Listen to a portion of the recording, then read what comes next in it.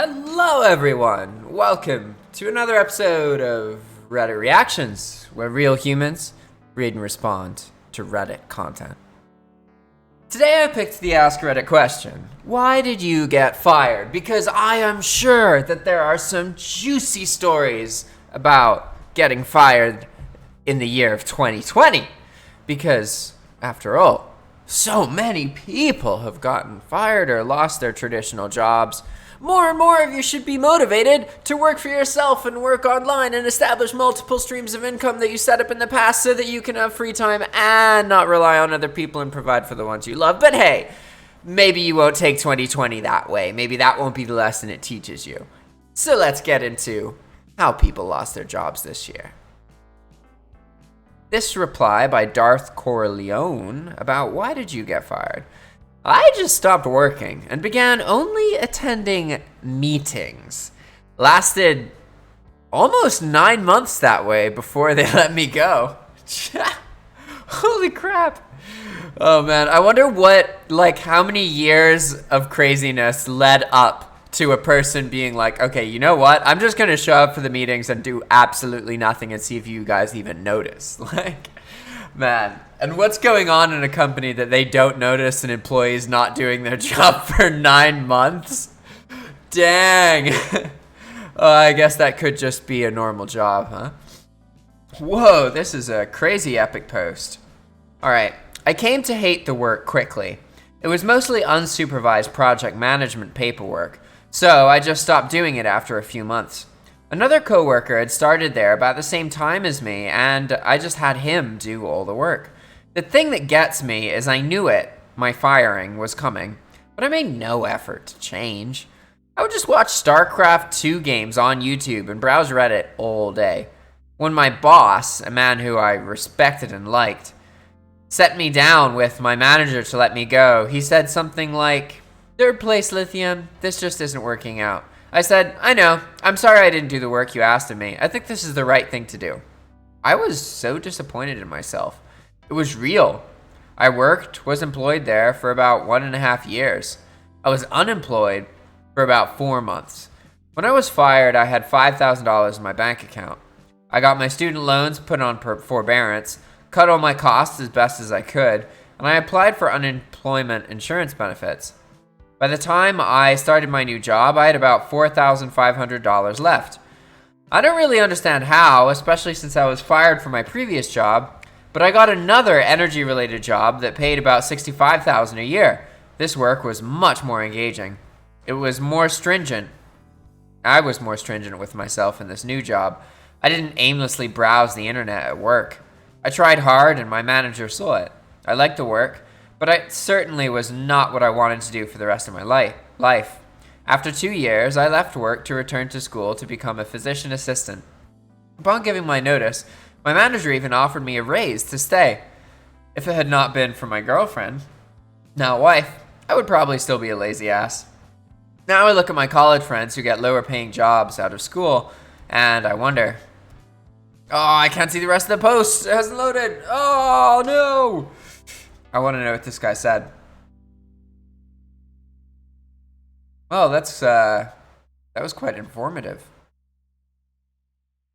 It is sad, actually, how many people, when they're working, humans, we're really not meant to be productive 8 or 10 hours a day. If you can be productive for 8 to 10 hours a day, and that's reality talking and not your ego, you are one in every 100,000 humans, basically. And you're probably on drugs. It really is. In reality, people don't work effectively that long. It's not really possible. People like to act like they can and talk like they can and brag like they can, but the reality is almost nobody in this planet can actually effectively work for 8 hours straight. And so what is effective work? Let me boil that down, because you might be like, hey, I can go to my job and I used to make lattes, right? I could go to my job and work effectively at that job for 8 hours, but that's not what I'm talking about. When I'm talking about effective work, I'm talking about you and your life and your interests. Are you working effectively to bring more meaning into your life? That's something most people can only do for a little bit of time every day. The reality is, your brain is designed to have maybe 30 minutes to 2 hours of extreme, high-level, engaged problem-solving focus per day. You can try and milk more out of it, but your brain isn't able to be as effective. If you take 10 hours of work and you do 1 hour for 10 days in the most effective part of your day, you're going to get a comparable amount done compared to working for 3 or 4 hours a day in the least effective part of your day. Your current mentality is very, very relevant. So it's important to keep that stuff in mind. And it kind of has to do with working jobs. Like, as you'll notice the trend in this video, in these comments, people tend to stop caring because a lot of work is not engaging and it's not meaningful to them. And instead of leaving like they should, instead of just accepting that they're going to deal with the consequences of that and find something that's better for them, they just let themselves continue being miserable in a job they hate. So I don't have any sympathy for that, really. And I understand that it's a hard year.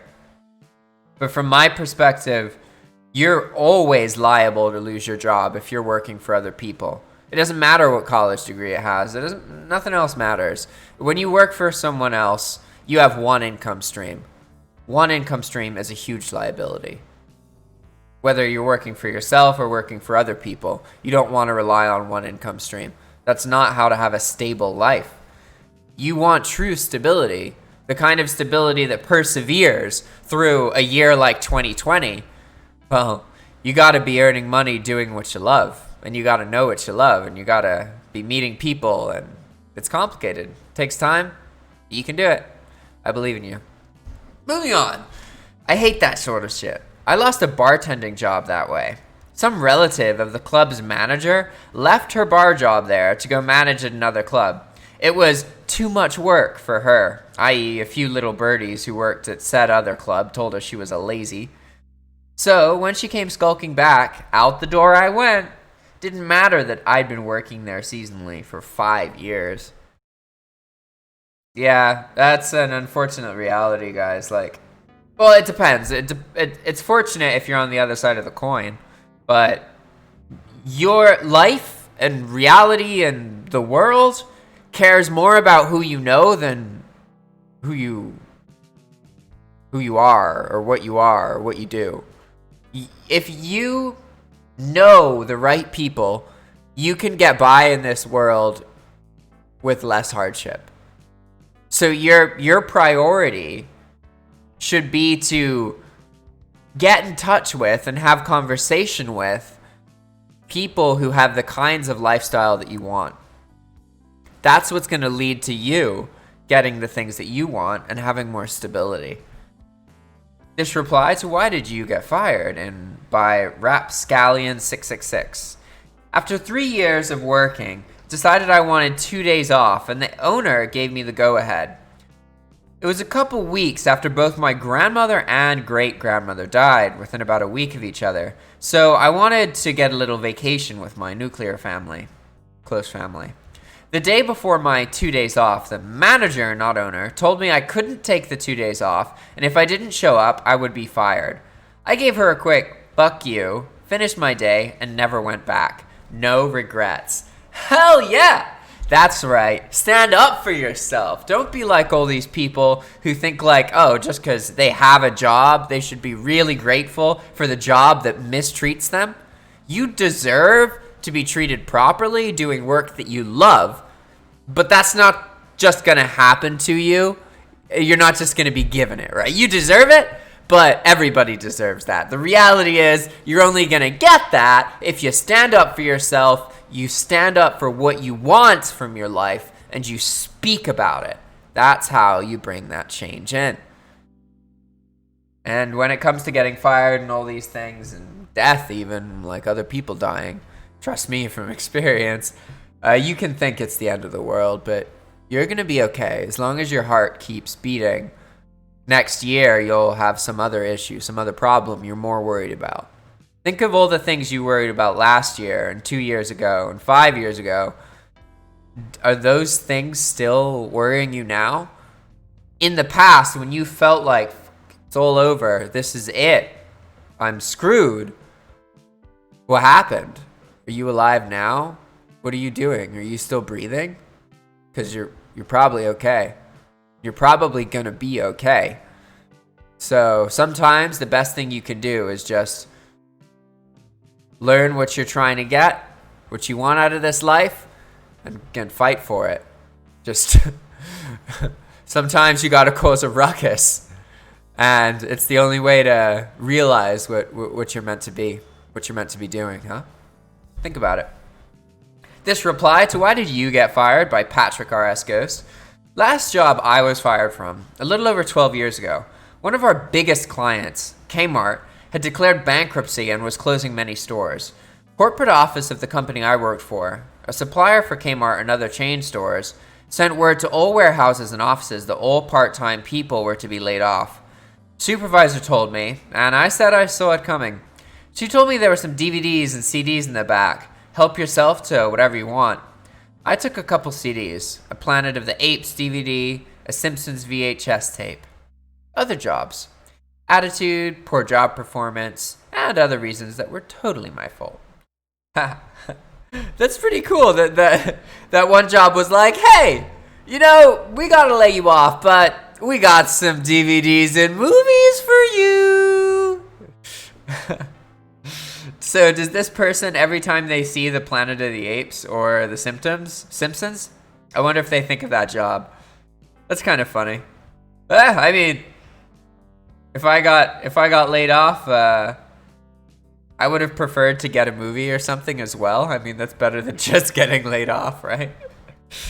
I've never been laid off, but once I used to be a film projectionist. I worked in a movie theater using like film, like not digital stuff, film. And that was really fun. I loved it. But then technology improved the world and we went digital, and it was either become a manager at a movie theater or leave.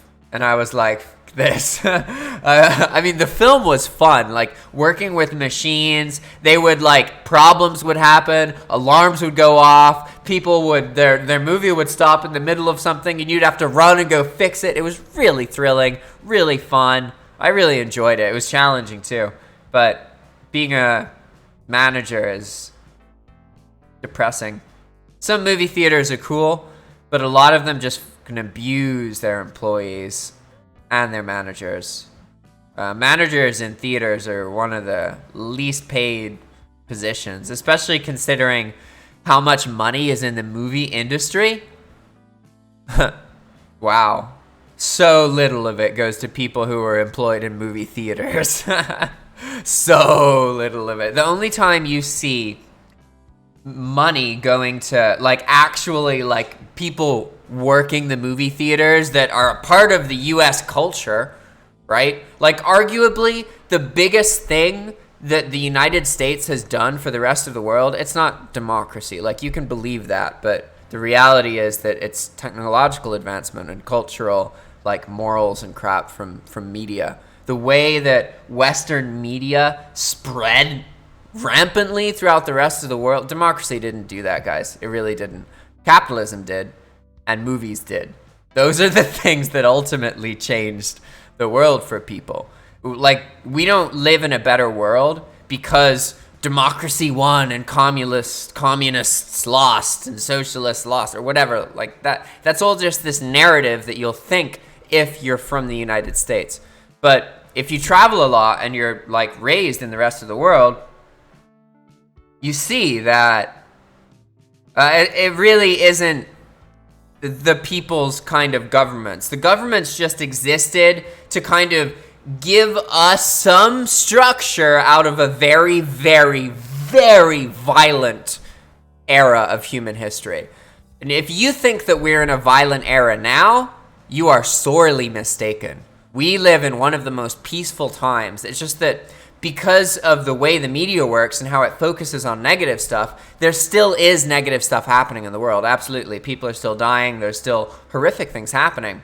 But you should understand that 50, 100 years ago, this was the par. It was norm.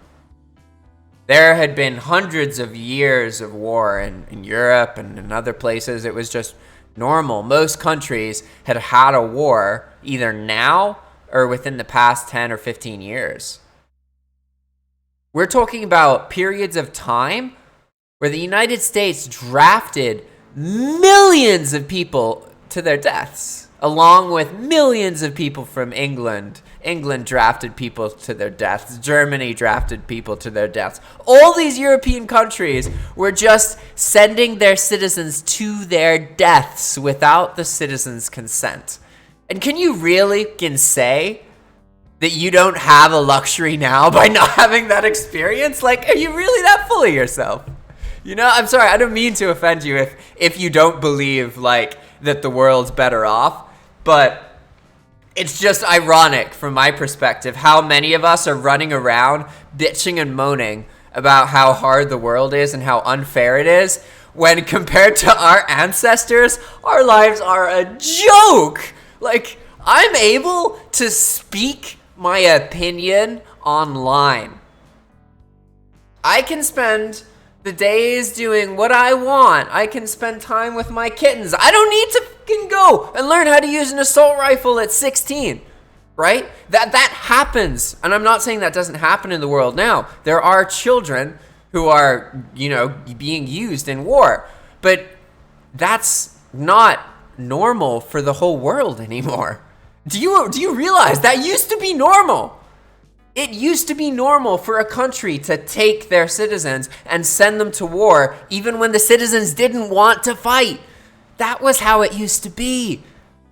As little as like 80 years ago, guys. Like, come on. We live in an amazing time. You can just get up and go travel to a different country. Like, yeah, okay, because of COVID right now, that's not available. Well, you know what? When in like 1918, the last time there was an epidemic like this, you didn't have the luxury of being able to go travel to a different country. If you traveled to a different country, it was with 10 million other people to go kill people. Like, that wasn't a thing. You stayed where you were. We have so much now, so much to be grateful for. And I encourage you, if you've been fired or if you've been laid off this year, take it in stride. Because there are things that you can do to make it so that that never happens to you again. And you have true stability.